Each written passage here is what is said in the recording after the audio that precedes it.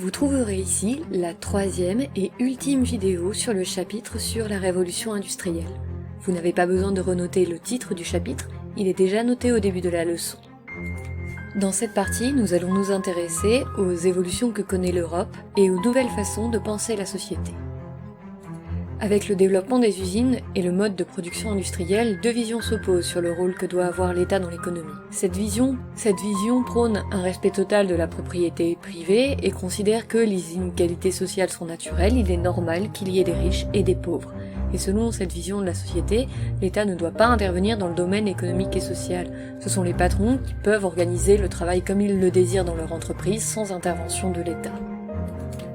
À cette vision s'oppose une autre vision, qui est le socialisme, qui est, elle, contre la propriété privée. Selon elle, les usines doivent appartenir aux employés.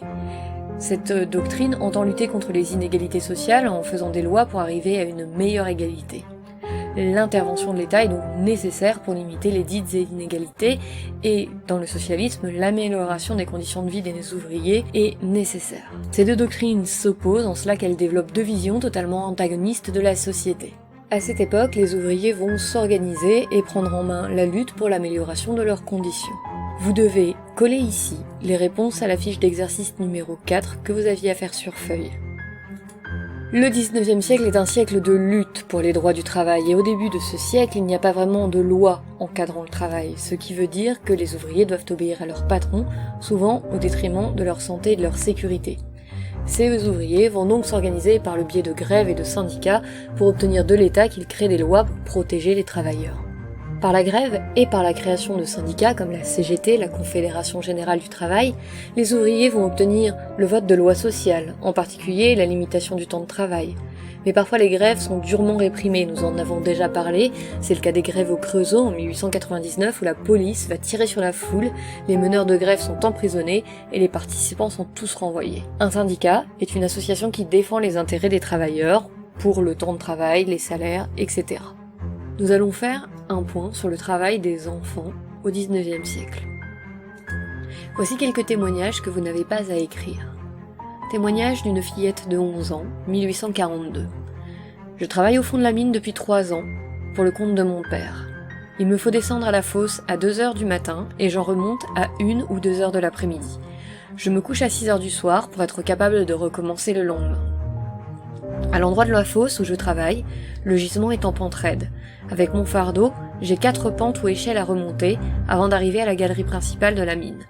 Mon travail, c'est de remplir 4 à 5 wagonnets de 200 kg chacun. J'ai 20 voyages à faire pour remplir les 5 wagonnets. Quand je n'y arrive pas, je reçois une raclée. Je suis bien contente quand le travail est fini, parce que ça m'éreinte complètement. Un autre témoignage datant de 1844. Je suis descendue dans la mine à 7 ans. Quand j'ai tiré avec la ceinture et la chaîne, ma peau s'est ouverte et j'ai saigné. Si on disait quelque chose, ils nous battaient. J'en ai vu beaucoup tirer à 6 ans. Ils devaient le faire ou ils étaient battus. Ils ne peuvent pas se redresser quand ils remontent à la surface. Et enfin, témoignage d'une Anglaise travaillant dans une mine en 1845. Je ne sais ni lire ni écrire. Je tire les wagonnets de charbon 12 heures par jour. J'ai une ceinture autour de la taille, une chaîne qui me passe entre les jambes, et j'avance avec les mains et les pieds. La fosse est très humide, et l'eau noire parfois me monte jusqu'aux cuisses. Vous pouvez voir sur les deux images qui s'affichent à l'écran les deux manières qu'avaient les enfants de déplacer les wagonnets de charbon. Soit ils les poussaient, soit ils avaient une ceinture autour de la taille reliée par une chaîne et devaient tirer le wagonnet en avançant. Quoi qu'il en soit, c'est un travail extrêmement difficile et ils en avaient le dos cassé. Au 19e siècle, il n'est pas rare que des enfants de 5 ans travaillent couramment 15 à 16 heures par jour dans le textile, les mines ou les chantiers. Les pouvoirs publics, c'est-à-dire l'État, finissent par s'alarmer, mais pas à cause de la souffrance de ces enfants en soi, mais parce qu'ils étaient physiquement si abîmés par le travail qu'ils ne pouvaient pas faire leur service militaire. Et c'est ça qui a inquiété l'État, la peur de ne pas avoir de jeunes garçons de 17 ou 18 ans en suffisamment bon état physique pour pouvoir faire le service militaire et aller en guerre si jamais la France était attaquée. Certains intellectuels de l'époque se révoltent également contre le travail des enfants. C'est le cas de Victor Hugo, par le poème qui s'affiche à l'écran et que vous devez recopier dans votre cahier.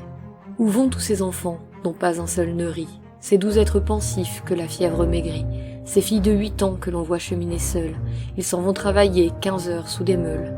Ils vont, de l'aube au soir, faire éternellement, dans la même prison le même mouvement, accroupis sous les dents d'une machine sombre, monstre hideux qui mâche on ne sait quoi dans l'ombre, innocent dans un bagne, ange dans un enfer, ils travaillent, tout est terrain, tout est de fer, jamais on ne s'arrête et jamais on ne joue.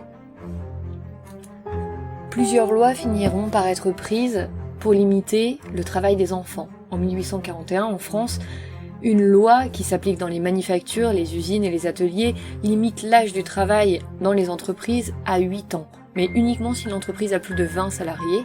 Elle interdit le travail de nuit pour les enfants de moins de 13 ans et limite le temps de travail à 8 heures sur 24 pour les enfants de 8 à 12 ans et à 12 heures pour les enfants de 12 à 16 ans. Ce qui veut dire qu'avant cette loi, les enfants pouvaient travailler bien plus que ça et bien plus tôt en âge que cela. En 1851, la durée du travail est limitée à 10 heures pour les enfants de moins de 14 ans et à 12 pour ceux qui ont entre 14 et 16 ans.